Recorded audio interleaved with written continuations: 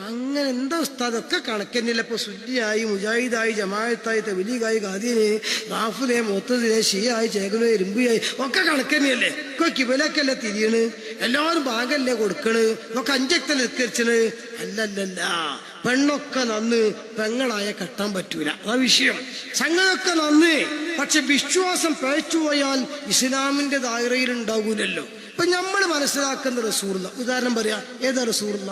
നമ്മളെ വിശ്വാസത്തിലുള്ള റസൂലുള്ള ഈ എടവണ്ണപ്പാറയിലെ ടൗണില് മുത്തനബി പഠിപ്പിച്ച ആദർശം അബ്ദുൾ റഷീദ് സഖാഫി ഇങ്ങനെ പ്രസംഗിക്കുമ്പോൾ മദീനയിലെ മുത്തനബി അത് കേൾക്കുന്നുണ്ട് എന്നാണ് നമ്മൾ വിശ്വാസം. അങ്ങനെയാണ് മുത്ത് റസൂലുള്ള കാണുന്നുണ്ട് എന്നാണ്. നിങ്ങൾ ആവേശത്തോടു കൂടെ ഈ പ്രസംഗം ഇങ്ങനെ കേട്ടുകൊണ്ടിരിക്കുമ്പം, ഓൺലൈനിലൂടെ ആളുകൾ ശ്രദ്ധിച്ചു കൊടുക്കുമ്പം അള്ളാന്റെ റസൂല് കാണുന്നുണ്ട്. വഅലമു അന്ന ഫീകും റസൂലുള്ളാഹ്, മുത്തനബി നിങ്ങളെ കൂട്ടത്തിൽ ഉണ്ട്. മാത്രമല്ല അർസൽനാക ഷാഹിദൻ വമുബശ്ശിറൻ വനദീറാ, സാക്ഷിയായിട്ടാണ് അള്ളാഹ് പറഞ്ഞയച്ചിരിക്കുന്നത്. ഞാൻ ഒന്നും വേണ്ട, നിങ്ങളിപ്പൊന്ന് മാരി നിൽക്കരിച്ചില്ലേ അല്ലേ? ടൗൺ പള്ളി നിൽക്കരിച്ചു, അമ്മാന്റെ പള്ളി നിൽക്കരിച്ചു, ഏതാവട്ടെ ആ പള്ളി നിൽക്കരിച്ചപ്പോ നിങ്ങൾ അത്തയ്യാത്ത് ഓതിയോ? എന്താണ്? അത്തഹയ്യാത്തുൽ മുബാറകാത്തു സ്വലവാത്തു തയ്യിബാത്തു ലില്ലാഹ്, എല്ലാം അള്ളാഹ് മുമ്പിൽ അങ്ങോട്ട് കാഴ്ചവെച്ചു അല്ലേ? എന്നാൽ അടുത്ത സെന്റൻസ് എന്താ? അസ്സലാമു അലൈക അയ്യുഹൻ നബിയ്യൂൻ. ഇതിന് പണ്ട് ജമാഅത്തോരും മുജാഹിദൊക്കെ വെച്ച അർത്ഥം PK മൂസ മൗലവിന്റെ പുസ്തകത്തിലടക്കം, പ്രവാചക ചര്യകളടക്കം, അമാനി മൗലവിയുടെ ഇസ്ലാമിക ജീവിതത്തിലടക്കം ഒക്കെ കൊടുത്ത അർത്ഥം എന്താണെന്നറിയോ? ഓ മുഹമ്മദ് നബിയേ, അള്ളാഹുവിന്റെ രക്ഷ നിങ്ങൾക്കുണ്ടാകട്ടെ. ഓ മുനിയാരാക്ക അസ്സലാമു അലൈക്കും, ഓ വല്യപ്പ അസ്സലാമു അലൈക്കും എന്ന് പറയും പോലെ മദീനത്തുള്ള റസൂലുള്ളാഹിനെ നേർക്കുനേരെ വിളിച്ചിട്ടാണ് ഈ പറഞ്ഞ എടവണ്ണപ്പാറയിൽ നിന്ന് അസ്സലാമു അലൈക്കും നബി എന്ന് പറയുന്നത്. അങ്ങനെയാണെന്ന് സമസ്ത വാസാക്കിയതല്ല. അബൂ ഹാമിദ് ഗസാലി റളിയല്ലാഹു അൻഹു കിതാബുണ്ട് ഇഹ്യാ ഉലുമുദ്ദീൻ. ആ ഇഹ്യായിൽ പറയുന്നുണ്ട് ഫൽയസ്തുഖ് അമലുക, അത് പറയുമ്പോൾ നിന്റെ പ്രതീക്ഷ വേണ്ടത് അന്നഹു യബ്ലുഗു സലാം, ഈ എടവണ്ണപ്പാറന്ന് പറയുന്ന സലാമ് മദീനത്തെ നബി കേൾക്കും. വയറുദ്ദു അലൈക, ആ മുത്തനബി അവിടുന്ന് മടക്കും അന്റെ മേല് സലാം. മാഹു ഔഫാ മിൻഹു, അങ്ങോട്ട് ഈ പറഞ്ഞതിനേക്കാൾ ബെസ്റ്റായി റസൂൽ അങ്ങോട്ട് സലാം മടക്കൂ. ഇത് സമസ്തക്കാർ പഠിപ്പിച്ചതല്ല, ഗസാലിമാ പറയാ അങ്ങനെ ഉണ്ട് എന്നുള്ളതാണ്. അപ്പൊ ആ മരിച്ച റസൂലുള്ള കാണും കേൾക്കും എന്നല്ല വിശ്വാസം ഉള്ളത്. അങ്ങനെയാണ് ലോകത്തെ മുസ്ലിങ്ങളൊക്കെ വിശ്വസിച്ച്. അതുകൊണ്ടാണല്ലോ സിദ്ദീഖുൽ അക്ബർ തങ്ങൾ വഫാത്തായി, 2.5 കൊല്ലം റസൂലുള്ള വഫാത്തായിട്ട് സിദ്ദീഖുകൾ മരിച്ചിക്കണ്. ആ ഭരണശേഷം വഫാത്തായ സിദ്ദീഖുള്ളാന്റെ മക്ബറയുടെ ജനാസ സാധാ മനസ്സിലാക്കാൻ പറയാണ്, കുളിപ്പിച്ചില്ലേ, കഫൻ ചെയ്തില്ലേ, നിസ്കരിച്ചില്ലേ. എന്നിട്ടെന്തുണ്ടായത്? ജന്നത്തുൽ ബഖീ കുറെ അപ്പുറത്താണ്. റസൂലുള്ളാഹിനെ മറയാടിയ ജാറത്തിന് മുമ്പിലും കൊണ്ടുവന്ന് വെച്ചു അല്ലേ? മറാസി പറഞ്ഞല്ലോ, ഇതൊക്കെ സിമ്പിളാ കാര്യം. അതാ ഞാൻ പറഞ്ഞത്. ആ സിദ്ദീഖുൽ അക്ബറിന്റെ ജനാസ കൊണ്ടുവന്ന് വെച്ചിട്ട് മരിച്ച മുത്തുനബിനോട് ഈ 2.5 കൊല്ലത്തിന്റെ ശേഷം ആരാ പറയാ? സഹാബികൾ അല്ലേ, സഖാഫികൾ അല്ലല്ലോ പറയാ. ഒറ്റ സഖാഫി എന്നില്ലല്ലോ. സ്വഹാബികൾ പറയുന്നു, യാ റസൂലല്ലാഹ് സിദ്ദീഖും ബിൽ ബാബ്. എന്താണ് വർത്താനമൊക്കെ നോക്കിക്കോള്. യാ റസൂലല്ലാഹ് സിദ്ദീഖും ബിൽ ബാബ്, മുത്തുനബിയേ നിങ്ങളെ സന്തത സഹചാരി സിദ്ദീഖ് ഇവിടെ ഗേറ്റിംഗ് ഉണ്ട്, നിങ്ങളെ സമ്മതം കാത്ത് നിൽക്കാണ്. അപ്പൊ 2.5 കൊല്ലം മുമ്പ് മരിച്ച റസൂലുള്ളാഹി തങ്ങള് അതിന് റിപ്ലൈ കൊടുക്കുക. എന്തേ? അദ്ഖിറുൽ ഹബീബ ഇലൽ ഹബീബ്. അപ്പൊ റസൂലുള്ളാഹി തങ്ങളെ അതിന്റെ ഉള്ളിൽ ഇങ്ങനെ ആയാത്തുണ്ടെന്നല്ലേ പറഞ്ഞതിന്റെ അർത്ഥം? ഇത് റസൂലുള്ള മാത്രല്ല, ഇസ്രാ മിഅ്റാജിന്റെ യാത്ര പോയ റസൂലുള്ള പറഞ്ഞു.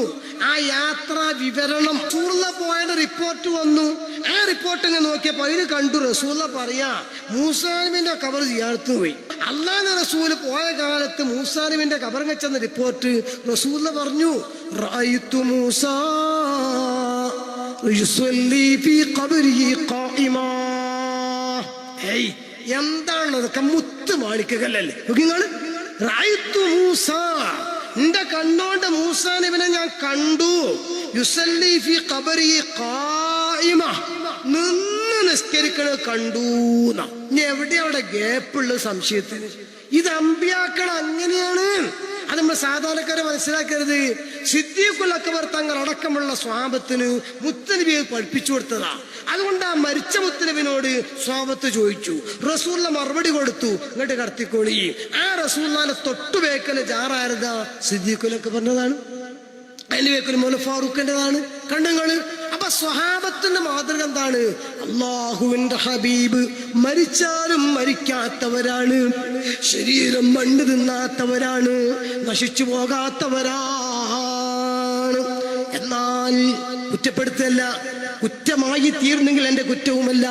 മുജാഹിദിന്റെ നബി, ജമാഅത്ത് ഇസ്ലാമി വിശ്വസിക്കുന്ന നബി, തബ്ലീഗുകാർ വിശ്വസിക്കുന്ന നബി സുന്നികളുടെ നബിയിൽ നിന്നും തീർത്തും വ്യത്യസ്തമാണ്. എന്തേ? സുന്നത്ത് ജമാഅത്ത് വിശ്വസിക്കുന്ന നബി അതാണ്. അസാധാരണ കണ്ണുള്ള, അസാധാരണ കേൾവിയുള്ള, അസാധാരണ കണ്ണും കാഴ്ചയും ഉള്ള, അസാധാരണ ശരീരത്തിന്റെ പ്രകൃതിയുള്ള, അസാധാരണക്കാരുള്ള കൈയുള്ള നബിയാണ്. വിശദീകരിക്കുന്നില്ല. 1988 ഫെബ്രുവരി ലക്കത്തെ ശബാബ് അഥവാ പിളരുന്ന തന്നെ മുമ്പുള്ള മുജാഹിദിന്റെ പത്രം, അതിലെഴുതുന്നു, കേട്ടോളൂ. സാധാരണ മനുഷ്യ പ്രകൃതി ഉള്ളവരായിരുന്നു പ്രവാചകന്മാർ. അവർക്ക് സാധാരണ മനുഷ്യരെ പോലെയുള്ള കേൾവിയും കാഴ്ചയും മാത്രമേ ഉണ്ടായിരുന്നുള്ളൂ. ഹസ്ർ എന്ന് പറയും, മാത്രം, ഒള്ളി. നോക്കിക്കോ നിങ്ങൾ. അപ്പൊ കേവലം ഒരു സാധാരണക്കാരന്റെ കേൾവി, എന്റെ കാഴ്ച, അബ്ദുൾ റഷീദിന്റെ കാഴ്ച എനിക്ക് ഫ്രണ്ടിലേക്ക് കാണുന്നു, പുറകിലിരിക്കുന്ന കാമിൽ സഖാഫി ഉസ്താദിനെയും CM ഉസ്താദിനെയും ഒക്കെ അവരെ ഞാൻ നോക്കിയെങ്കിൽ എനിക്ക് അവരെ കാണാൻ കഴിയുന്നുള്ളൂ. അല്ലാഹുവിന്റെ റസൂലോ എനിക്ക് മുമ്പിലൂടെ കാണുന്ന പോലെ നിങ്ങളെയും എനിക്ക് പുറകിലൂടെ കാണുന്നുണ്ട്. ഇന്നി അറാ ഖുശൂഅക്കും വഖുദൂഅക്കും വറുകൂഅക്കും വസുജൂദക്കും. നിങ്ങൾ സുജൂദിലേക്ക് പോകുമ്പോ നിങ്ങളുടെ മനസ്സിനകത്തെ ചിന്തകളും വിചാര വികാരങ്ങളും നിങ്ങളുടെ ക്ഷീണങ്ങളും വഴക്കുകളും എല്ലാം ഞാൻ അറിയും സ്വഹാബാ. ഇന്നി ലസ്തു മിസ്ലക്കും, ഞാൻ നിങ്ങളെ പോലെയല്ല. ഇന്നി ലസ്തു കഹയത്തിക്കും, ഞാൻ നിങ്ങളെ കോലത്തിലല്ല. ഇന്നി ലസ്തു കഅഹദിൻ മിൻകും, ഞാൻ നിങ്ങളിൽ ഒരാളെ പോലെയുമല്ല.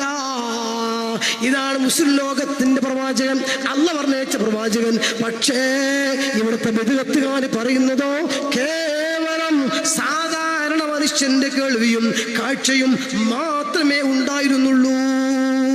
ഇനി പിടിച്ചോ, കുണ്ടൂർ ഉസ്താദിന്റെ ഉറൂസിൽ AP ഉസ്താദിന് വാക്യം പറഞ്ഞപ്പോഴേക്ക് ഭയങ്കര ജഗപൊകയാക്കി വിദ്യാർത്ഥികാരിവിടെ മുജാഹിദ് മൗലവിമാർ ഭയങ്കര പ്രസംഗം നടത്തി. എന്നാൽ കേട്ടോ, 1988 ഫെബ്രുവരിയിലെ ശബാബ നേരത്തെ ഞാൻ വായിച്ചത്. ഇനി 1987 പിന്നെ പ്രബോധനമാണ് ഞാൻ വായിക്കാൻ പോകുന്നത്. ജനുവരി മാസത്തിലെ പ്രബോധന. പ്രവാചകന്മാർക്ക് മരിക്കാമെങ്കിൽ, അവരുടെ മൃതദേഹം മണ്ണിൽ മറമാടുകയും ചെയ്യാമെങ്കിൽ പിന്നെ ആ ജഡങ്ങൾ മണ്ണിൽ ചേരാതെ ഇരിക്കുന്നതിൽ എന്തെങ്കിലും പ്രത്യേക ഗുണമുണ്ടെന്ന് തോന്നുന്നില്ല. മൃതശരീരം വെളിയിലിരുന്ന് ജീർണിച്ച് ജീവിച്ചിരിക്കുന്ന മനുഷ്യർക്ക് ബുദ്ധിമുട്ടുണ്ടാകാതിരിക്കാനാണല്ലോ മറമാടപ്പെടുന്നത്. അതായത് പറഞ്ഞിട്ടാണ് മതിയാകണില്ല. അതായത് ജീവിച്ചിരിക്കുന്നവർക്ക് ബുദ്ധിമുട്ടുണ്ടാകാതെ മൃതദേഹം ജീർണിക്കുന്നതിന് സൗകര്യം ചെയ്യുകയാണ് മറമാടലിന്റെ ഉദ്ദേശം. പ്രവാചകന്മാരെ ശരീരങ്ങൾ ജീർണിക്കുകയില്ല എങ്കിൽ അവ മറമാടേണ്ട ആവശ്യമുണ്ടോ? പുറത്തു തന്നെ സൂക്ഷിച്ചാൽ പോരെ, അതൊരു ദൃഷ്ടാന്തമാകുമല്ലോ. എത്ര ഗൗരവമാ സഹോദരങ്ങളെ. നമ്മളെ സ്വന്തം വല്യപ്പ ചീഞ്ഞു പോയി എന്ന് നിങ്ങളെ മുഖത്ത് നോക്കിയിട്ട് പറഞ്ഞാല്, എന്റെ പന്തപ്പള്ളി കബർസ്ഥാനിൽ കിടക്കുന്ന വാപ്പ ഒരു സാധാരണക്കാരനാണ്. ആ വാപ്പാനെ പറ്റി എന്റെ മുഖത്ത് നോക്കിയിട്ട്, എടാ എന്റെ വാപ്പ ചീഞ്ഞു പോയില്ലേ എന്ന് പറഞ്ഞാല്, അല്ലാഹു നമ്മുടെയൊക്കെ മരിച്ച ഉമ്മമാർക്കൊക്കെ മാഫറത്ത് കൊടുക്കട്ടെ. ആ പറഞ്ഞവരോട് പ്രതികരിക്കാതിരിക്കുന്നത് ശരിയാകുമോ? പക്ഷേ ആരംഭപ്പൂവായ മുത്തു മുസ്തഫ മുഹമ്മദ് റസൂലുള്ളാഹ്, അല്ലാഹുവിനെ ആക്ഷേപിച്ച ആളുകളുണ്ട്, പരലോകം നിഷേധിച്ചവരുണ്ട്.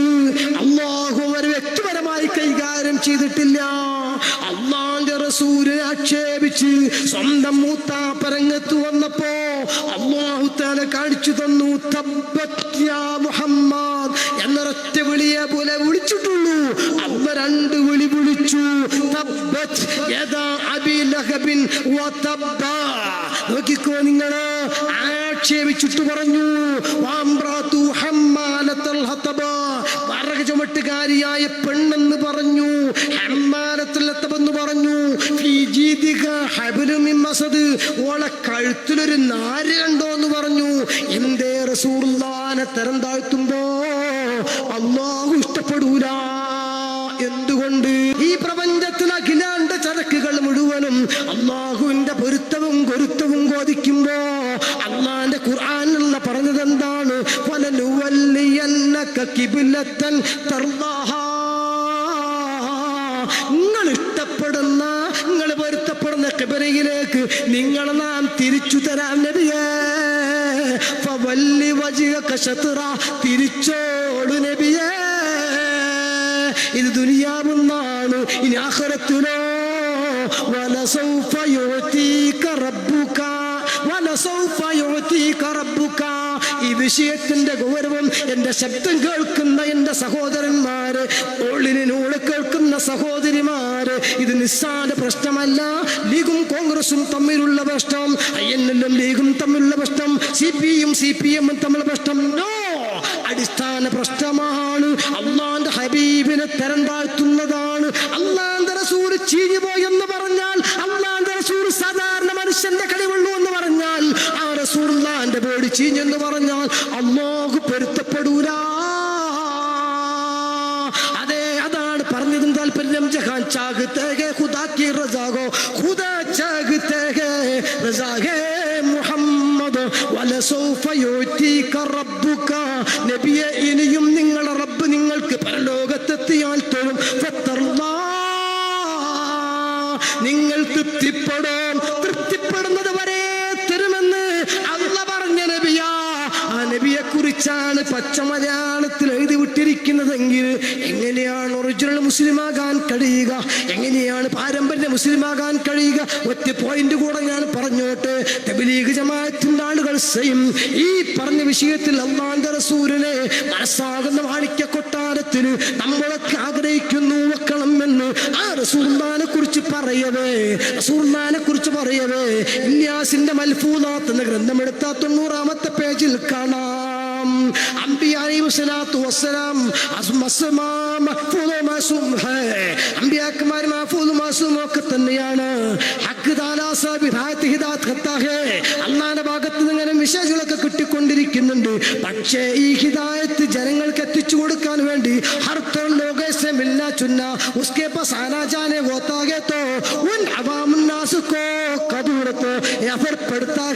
അള്ളാന്റെ റസൂലിന്റെ ഖൽബിലേക്ക് സാധാരണക്കാരന്റെ വേണ്ടാത്ത സ്വഭാവങ്ങൾ ഇങ്ങോട്ട് പ്രതിഫലിച്ചിരുന്നു.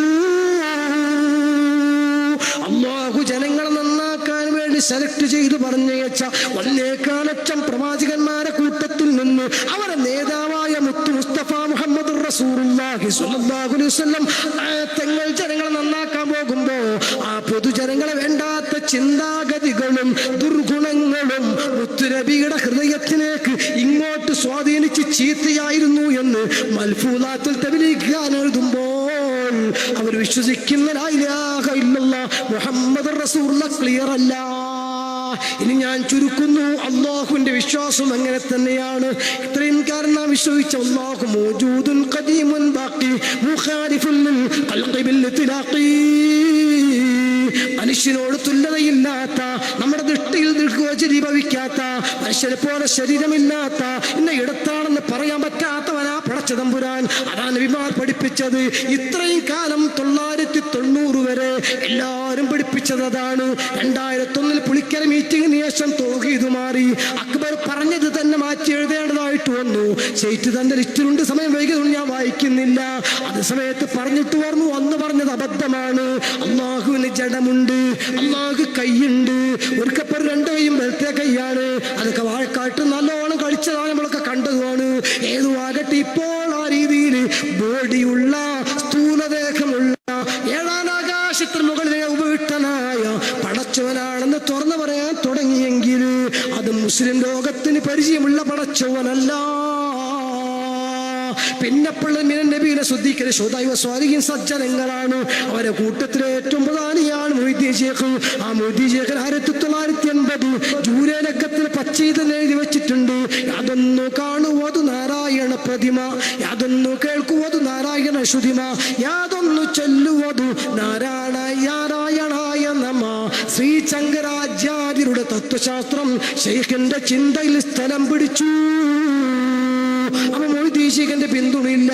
ചുരുക്കത്തിൽ പാരമ്പര്യ ഇസ്ലാമിന്റെ ഒരു വാക്കും അനുവദിക്കാൻ കഴിയാത്ത, ഒരു പ്രവർത്തനവും ഇല്ലാത്ത, ഒരു കൾച്ചറും ഇല്ലാത്ത, ഒരു കണക്ഷനും ഇല്ലാത്ത, ഒരു വിശ്വാസവും ഇല്ലാത്ത, ഒരു ആചാരവും ഇല്ലാത്ത ജഡസമാനമായ മതം. അതാണ് അഹ്ലു സുന്നത്തിന്റെ പുറത്തുള്ള എല്ലാ വിദഗ്ധത്തിന്റെ സംഘടനകളും. ഇത് ഇത്രയും കാര്യങ്ങൾ ലഘുവായ രീതിയിൽ അവരുടെ രേഖ വെച്ച് പറയുമ്പോ അത് മനസ്സിലാക്കി ഉൾക്കൊള്ളാൻ ഒരു പ്രയാസം നമുക്കുണ്ടോ?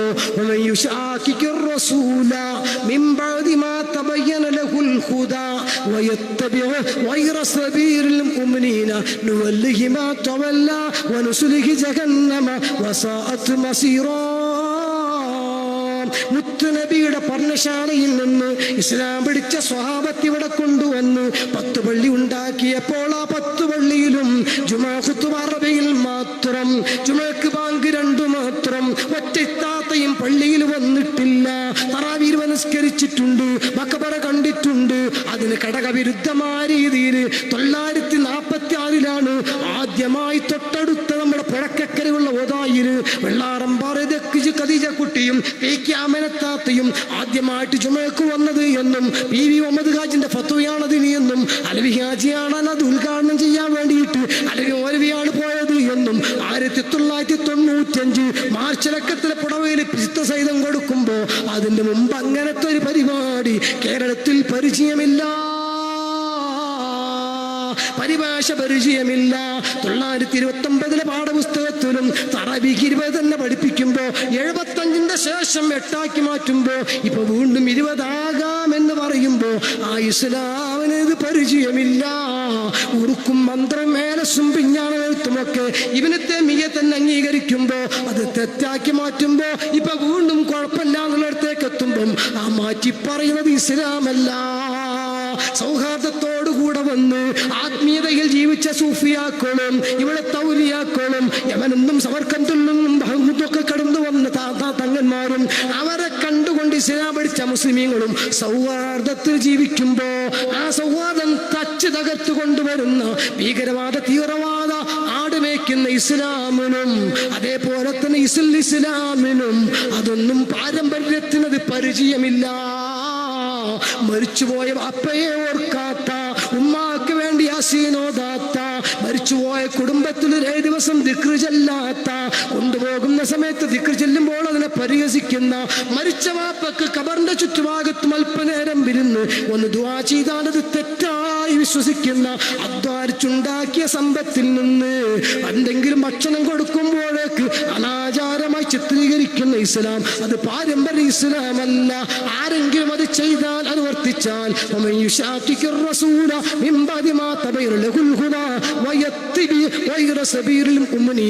പാരമ്പര്യത്തെ വിട്ടുകൊണ്ടാരെങ്കിലും ഫോളോ ചെയ്താൽ പരമ്പരാഗത മാർഗത്തിന് വ്യതിചലിച്ചു കൊണ്ടാരെങ്കിലും പോയാൽ മാത്രമല്ല അവന്റെ റൂട്ടിലൂടെ അവന് പോകാം, റബ്ബതിന് കഴിവ് കൊടുക്കും. പക്ഷേ പരലോകത്ത് അനുസരിക്ക് ജഹന്നമ നരകത്തിൽ കിടക്കേണ്ടി വരും. എന്റെ കരളിന്റെ കഷ്ടങ്ങളെ പ്രിയപ്പെട്ട മനുഷ്യരെ, ആ നരകം വളരെ ചീത്തയാണ്.